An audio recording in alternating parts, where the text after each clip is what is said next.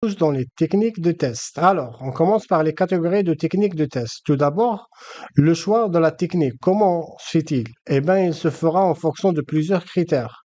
Ça peut être les types de complexité des composants des systèmes, les normes réglementaires, les exigences clients ou contractuelles, les niveaux et les types de risques, les objectifs du test, la documentation disponible, connaissances et compétences des testeurs, les outils disponibles, le temps et le budget, le modèle du cycle de vie du développement logiciel qu'on a choisi, l'utilisation prévue du logiciel, les types attendus dans le composant ou le système, etc., etc., etc. Donc, en fonction de tout ça, on va devoir choisir une technique de test appropriée à ce contexte-là. Justement, ensuite, l'objectif d'une technique de test, c'est quoi?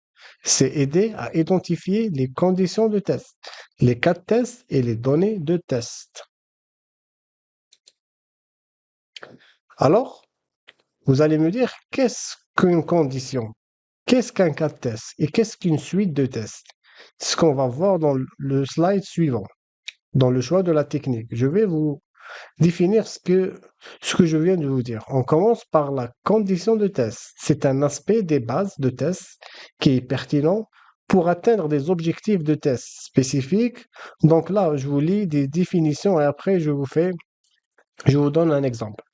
Le synonyme des conditions de test, ça peut être une exigence de test ou une situation de test.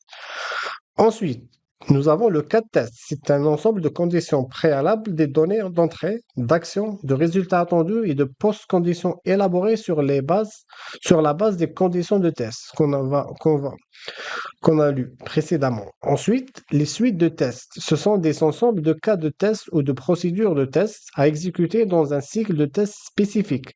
Si vous avez remarqué, les définitions que je vous lis se suivent.